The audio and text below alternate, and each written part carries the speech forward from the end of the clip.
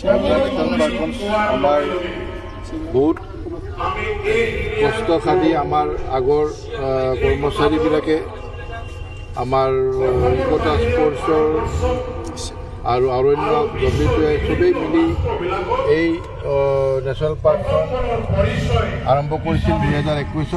আজি 5 বছৰ জন্মদিন হ'ল আৰু আমি এই নেশ্যনেল পাৰ্কখন গঢ়োতে যিদৰে আমাৰ ৰাইজৰ আমি সহায় সহযোগিতা আমি পাইছিলোঁ আৰু এই সহায় সহযোগিতাৰ কাৰণেই আজি ৰায়মনা নেশ্যনেল পাৰ্কখন জনাজাত হৈছে, আমাৰ দেশত জনাজাত হৈছে, বিশ্বত জনাজাত হৈছে। সেই অনুযায়ী আমি গোটেই আমাৰ ৰাইজৰ EDC কমিটিবিলাকৰ WTI, অৰণ্য, SSB আৰু আমাৰ যিবিলাক আদাৰ ষ্টেক হোল্ডাৰ আছে চবৰে আমি সহায় সহযোগিতা বিচাৰিছোঁ যাতে আমি ৰায়মনা নেশ্যনেল পাৰ্কখন আৰু আমি আগুৱাই লৈ যাব পাৰোঁ। ভৱিষ্যতে আকৌ জীৱ জন্তু অনাৰ ভৱিষ্যতে আমি কথাটো আমি আলোচনা কৰিছোঁ। জীৱ জন্তু এটা অনাটো ডাঙৰ কথা নহয়, কিন্তু জীৱ জন্তুৰ এই যিটো পাৰ্টিকুলাৰ আমি জীৱ জন্তু আনিম সেই পাৰ্টিকুলাৰ জীৱ জন্তুটো ইয়াতে এডজাষ্ট হ'ব পাৰিব, খোৱা খাদ্য পাব নাপাব সেইবিলাক বহুত বস্তু কনচিডাৰ কৰাৰ পিছত অনা যাব। আৰু যদি আমি সেনেকুৱা চিন্তা কৰোঁ তেতিয়াহ'লে ভৱিষ্যতে আমি ধৰক যিটো কথা আজি মিটিঙতো কোৱা হৈছে, যদি সেনেকুৱা হয় তেতিয়াহ'লে আমি ভৱিষ্যতে জীৱ জন্তু ধৰক এই ৱাইল্ড বাফেলো বা এনেকুৱা ধৰণৰ কিছুমান জীৱ জন্তু আমি ইয়াতে ইণ্ট্ৰডিউচ কৰিব চেষ্টা কৰিম। ষ্টেক হোল্ডাৰৰ লগত যিখিনি লোকেল NGO বা স্থানীয় ৰাষ্ট্ৰীয় আন্তঃৰাষ্ট্ৰীয় NGOসকলৰ লগত ৰায়মনা ৰাষ্ট্ৰীয় উদ্যানখন আজি 5টা বছৰ অতিক্ৰম কৰিলে। গতিকে আজি পঞ্চবাৰ্ষিক যিটো আমাৰ মানে উদ্যোগ লৈছিলোঁ সেই আমাৰ অনুষ্ঠান চলি আছে।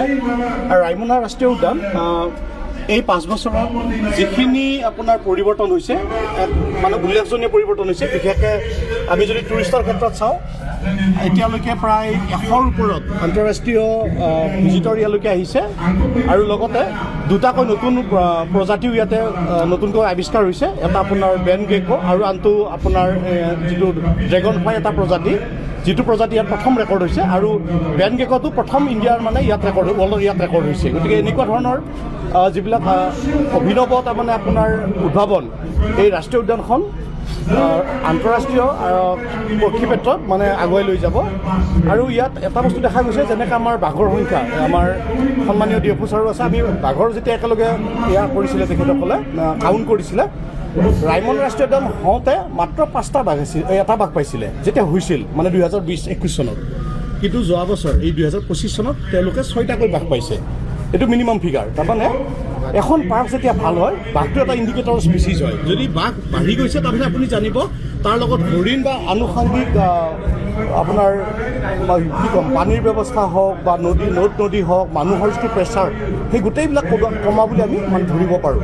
আৰু চবতকৈ ভাল কথাটো হ'ল ইয়াৰ যিবিলাক নতুন জলাশয়, সেই জলাশয়বিলাক ৰিকভাৰ কৰা হৈছে আৰু যিবিলাক ৰাস্তা আছিলে ৰাইডছ বুলি কয়, সেই ৰাইডছবিলাক মানে আফটাৰ 1 মাইল ইণ্টাৰভেল থাকে। এইটো মেনেজমেণ্টৰ লগতে এতিয়া পেট্ৰলিঙৰ কাৰণেও ধুনীয়াকৈ বনাইছে, নতুনকৈ কেম্পো কেইবাটাও নতুনকৈ কেম্প তেওঁলোকে স্থাপন কৰিছে।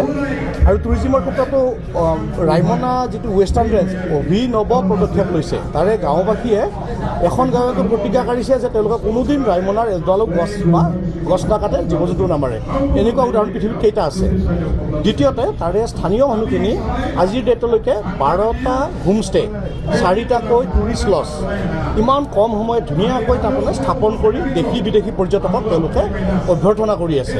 আৰু তেওঁলোকক যথেষ্টখিনি প্ৰশিক্ষণো দিয়া হৈছে আমাৰ ডিপাৰ্টমেণ্ট অফ WTI তৰফৰ পৰা।